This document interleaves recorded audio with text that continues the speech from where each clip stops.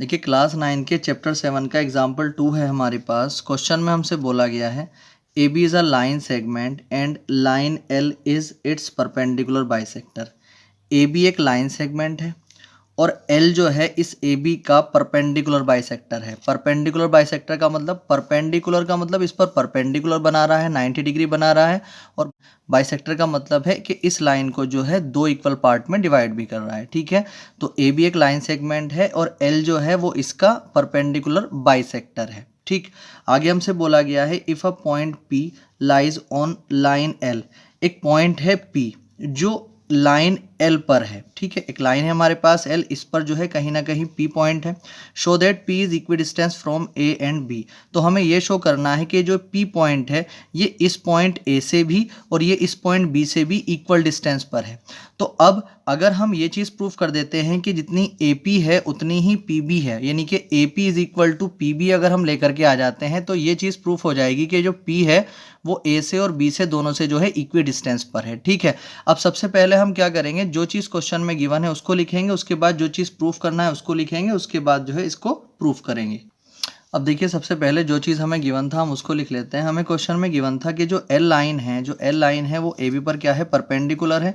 तो एल जो है वो परपेंडिकुलर है ए बी पर, और जो एल है वो ए बी को बाइसेक्ट भी कर रहा है, यानी कि जो ए सी है और जो बी सी है वो दोनों क्या हैं, इक्वल हैं। ठीक है, तो ये दोनों क्या हैं, इक्वल है। तो यहाँ पे हमने A C is equal to B C भी लिख लिया है। अब हमें प्रूफ क्या करना है, हमें प्रूफ ये करना है कि पी जो है इक्वी डिस्टेंस है फ्रॉम ए एंड बी। ये पी जो है ये ए से और बी से इक्वी डिस्टेंस है। तो हमें जो प्रूफ करना है वो प्रूफ करना है कि अगर हम ए पी लेकर के आ जाते हैं बी पी के बराबर तो हमारा जो है ये प्रूफ हो जाएगा। तो हमें प्रूफ करना है A P is equal to B P. अब हम प्रूफ करेंगे। अब देखिए सबसे पहला काम आप ये देखेंगे जब प्रूफ हम इसका करेंगे कि हमें ए पी और बी पी को इक्वल लाना है, ए पी और बी पी को इक्वल लाना है। तो हम ये देखेंगे कि ए पी कौन से ट्राइंगल में आ रही है, जो ए पी लाइन आ रही है वो ए सी पी ट्राइंगल में आ रही है, और जो बी पी लाइन आ रही है वो बी सी पी ट्राइंगल में आ रही है। तो इन दोनों ट्राइंगल्स में हम काम करेंगे, इन दोनों को कॉन्ग्रुएंट बनाएंगे और उसके बेस पे हम ए पी और पी बी को इक्वल लेकर के आएंगे। अब हम जो है ट्राइंगल ए सी पी और ट्राइंगल बी सी पी में काम करेंगे। तो इन triangle A C P and triangle B C P, इन दोनों ट्राइंगल्स में अब हम काम करेंगे। तो अब हम ए सी पी की अगर ए सी को देखते हैं तो ये बी सी पी की बी सी के इक्वल है, ये हमें गिवन था।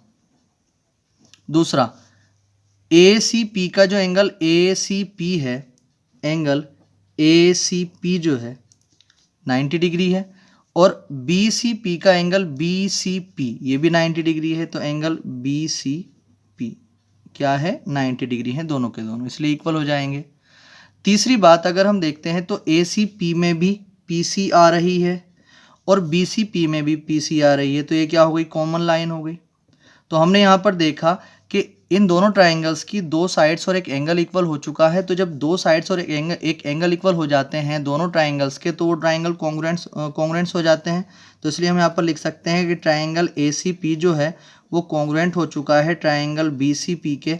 और जब दो ट्राइंगल्स कॉन्ग्रुएंट हो जाते हैं तो जो उनके कोरस्पॉन्डिंग पार्ट होते हैं, कोई कोरस्पॉन्डिंग एंगल्स हो कोई या कोई कोरस्पॉन्डिंग साइड्स हो, उन दोनों को इक्वल हम लिख सकते हैं। तो इसलिए ए सी पी की जो ए पी लाइन होगी वो बी सी पी के बी पी के इक्वल हो जाएगी, क्योंकि दोनों की दोनों कोरस्पॉन्डिंग साइड्स हैं। ठीक है, तो यहाँ पर हम लिख देंगे by C P C T, corresponding part of congruent triangle. ठीक, और हमें जो है यही दोनों जो है इक्वल लेकर के आने थे। जब ये दोनों इक्वल आ चुके हैं तो हम लिख सकते हैं P is equidistance from A and B. यही चीज़ हमें प्रूव करनी थी।